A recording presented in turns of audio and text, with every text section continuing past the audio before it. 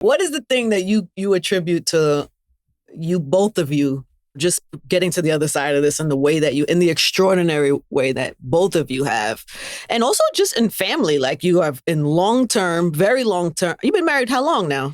It's going on 20. Sheesh. And you got like... Yeah, we got married in 2018. But you were together a long time before that, too. Keisha, my rock, yeah, for sure. I'm just saying, you seem to have figured out how to do healthy family. And both of them named Keisha Epps, which is yeah, wild. Both got... Yeah. Both our wife named Keisha Epps. Come on now. It's wild. Yeah. That's amazing. Yeah. That's amazing. But, so how do you know, what do you attribute that to? Success in that way, especially not being, you usually have to learn how to be a partner, a father, all those things. That's a good question. I mean, I just think it's knowing who you are, in our respective ways. We both had to, what they call, grow up fast. Mm-hmm. I was thinking the same thing. Look at y'all cousins. On the low, I was about to say, because we was popping. We was popping. I'm going to come clean. I was popping. I was popping. It's no secret, My first threesome was 7th grade, Wow. No, it was not. No, it was not. Well, man. How old were you in the 7th grade? How old were you? How old was I? How old were people in the 7th grade? I was 12. 12, How did you manage that? Well, they invited me in. I don't want to say their name, but they in the neighborhood. Yeah, I know on in with it. Well, I'm just trying to tell you, when you had these kind of experiences so early, you know what I'm saying? Not to say that you just was, the captain of the ship at this type of age, but I was forced to grow up really, really, really fast. Mm-hmm. So to find somebody that you can settle down with or slow down with, it starts to be a goal. You have to get it out of your system first. You think? I don't know. I'm just speaking. We share these kind of things. You know what I'm saying? And so, yeah. In your circumstance, you had to get it out your system. I don't even know if it was about getting out my system. I met somebody that was super compatible, God-fearing, and that I would like to help raise my kids with. You know what I'm saying? I had to figure it out. You did? Yeah, for me, I was not trying to get married. I didn't think marriage was in the cards for me. Why? Because, you know what I'm saying? Because you was young Omar Epps in the streets? My sniper rifle is... Oh, my God. Don't have Keisha running here. Nah, I'm just... she know. You know? They know. Yeah, they know. But I just... of course I thought about having kids, but I didn't know what... you come from a single parent household, like the idea of What's that. Your example? What do you use? That's it. That's a good question. That used to be my excuse until I got married. Like, so who's right. like the person we aspire to be? Yeah, you know what I'm saying. But then happy marriage. Yeah, like who? But it becomes a time where you have to stop using that excuse and you think that's an excuse? Yeah, I mean, I don't know if it's an excuse. It's the truth. It's some truth into it too. Sure. Who you be like, Obama? we didn't have that though. Yeah. You like that. We didn't even have Obama. We like the Cosbys ain't real. Right. It's right. Ain't neither one of our parents together. Either one. Right. Even talk to the parent that they had you. So it is like, man, you have to jump out on faith, I guess. But I could say something too though. It's a tribute to our women. Like we got some dope women. Aww. You know what I mean? Yeah. I think when you find a dope, like she fight through it to be with you, mm-hmm. like with you. Yeah. When you outside, you can see that clear as day. Mm. Like, oh nah, that's special. And then I think the foundation, is that friendship. That's a overused, understated word. Right there, that what does friendship. That mean, though? Like, yeah, like yo, that's my homie. Like that's not just this title wife or whatever. Like that's my girl. Like I like hanging out with my girl. You know what I mean? Like we laugh, we do everything together. Like that, and to have that as also obviously like your lover, but then we change it. So like the matriarch, like once you start having children, and it's like I try to tell these young cats, like, yo, when you make that decision, you should think, God forbid, if something happened to you, is that the woman you want raising your kids? Mm. And when you think like that, your whole perspective, you talk about rewiring, you be like, oh, yeah. That list is real tiny. Yeah. You know what I'm saying? Yeah. And I think we've been blessed, like, both of us, you know what I mean? Yeah, for sure.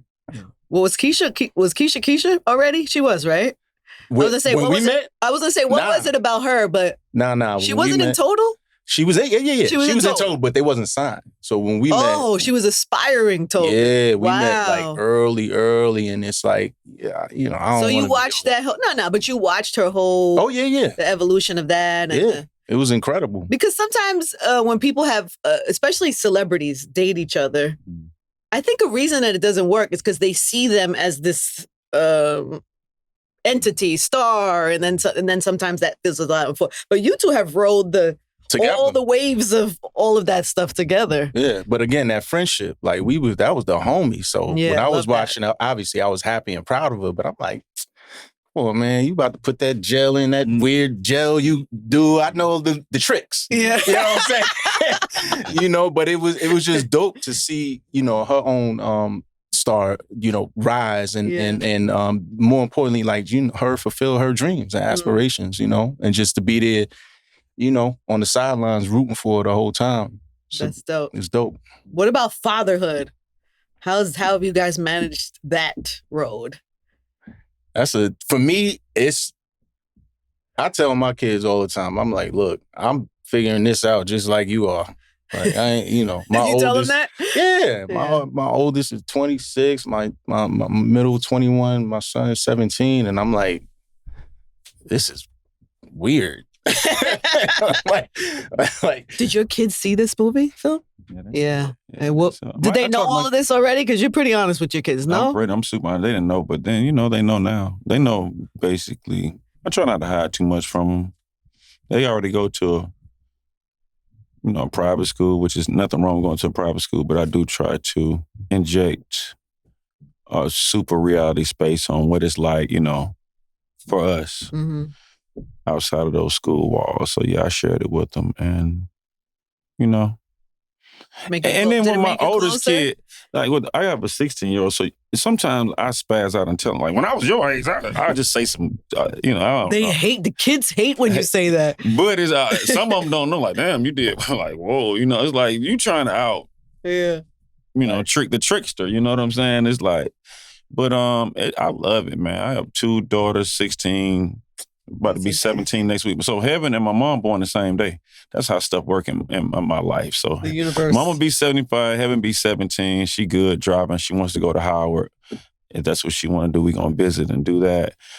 She's a senior. Then I have my middle child going to the 8th, and I have Halo, who's aspiring to go to the league. He'll be 10 at the end of this year. And I'm just cool. I'm enjoying everything. It's hard to balance both. You know what I'm saying? It's hard to balance both, but I try to do it because I'm still want to be successful in my career as well. And I don't think that's, when you talk about that balance, it is, but I don't think that's relative to like what we do. I think if anything, to work, whatever you do and have family is hard for anybody. Yeah. You know what I'm saying? And once you get to that point, because it's like me and my wife talk about all the time. I'm like, I'm like, once you have kids, you kind of like lose your girl, like a part of her. Yeah. You know what I'm talking about? You have to share her.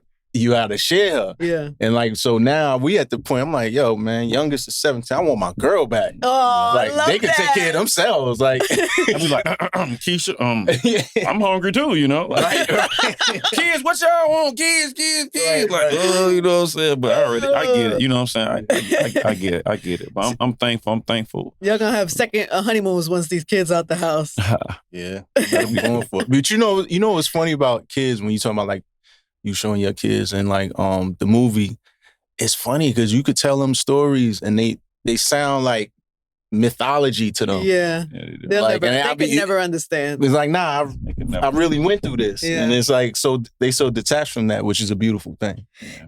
I was looking for this because there is a line in the movie where the kid is, well, I guess it's you. It's on the phone with his father, who's in prison, and he says, "A real man never depends on a woman, not even his mama." Ooh. So that's what your father. Is that a real line that your father? Real line, and it used to irritate the mess out of my mom. And it's like you got this old fashioned way of thinking and, or whatever you want to call it. It's just different phases of life or whatever. But it was a time when he would not be around, would also tell me that a woman can't raise a man, and would have some type of personal validity of why he felt that way. And so it was very important to add that, because he was telling me that from, a prison cell. So to say a woman is like, well, she's doing a pretty good job.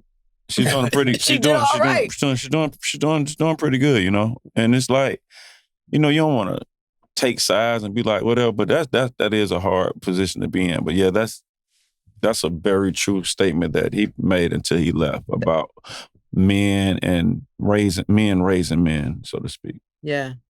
But not just that, like you taking the role of being the protector and like almost like the leader, the man of the house as a baby. You're the man of the house now. Yeah.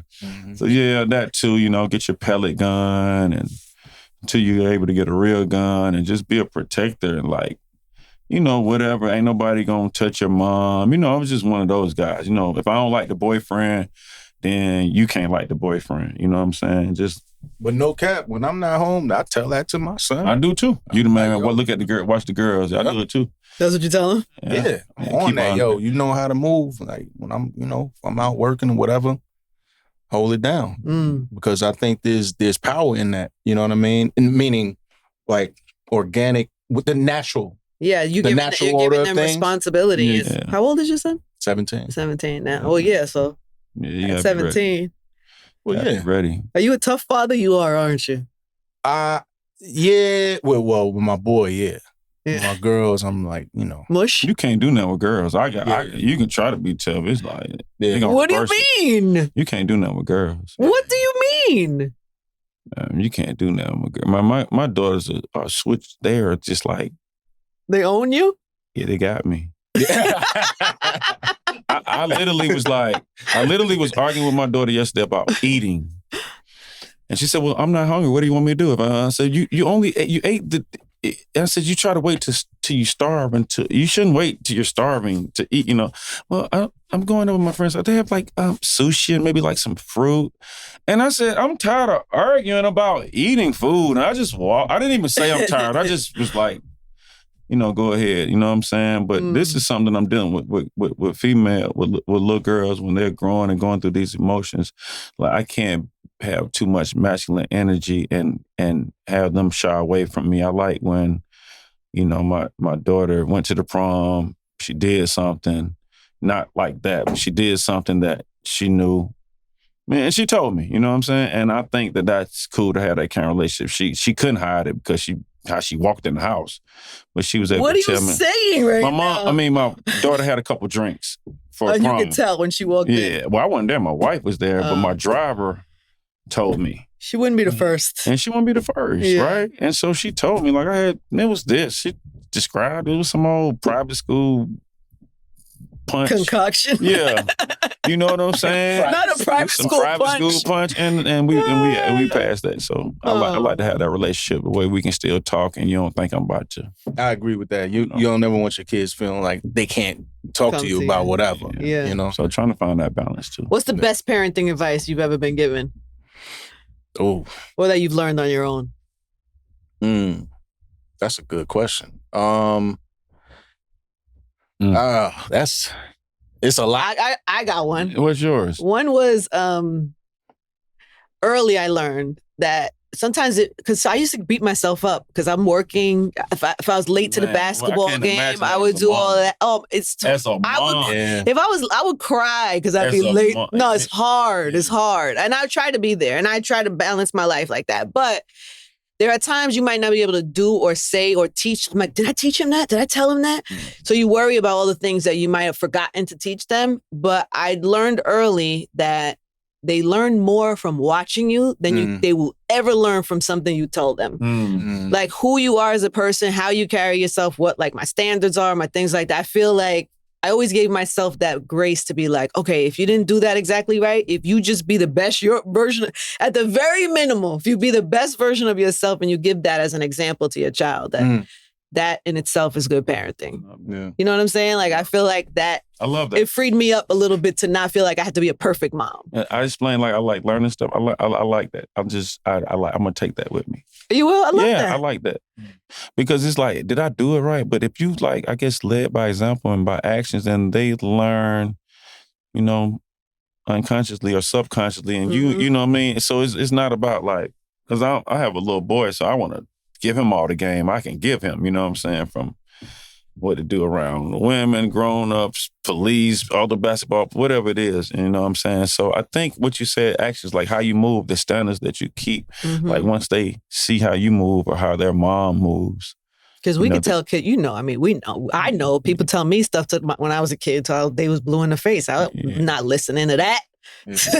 But I am influenced by people, and especially my parents. Right? Yeah. You know, kids see everything, man. They stuff you try to hide from them. They know what time it is. Exactly, right? So. You be telling them, hey, listen, do it this way. But meanwhile, you living a different life. Right. That's deep what you said. What me saying.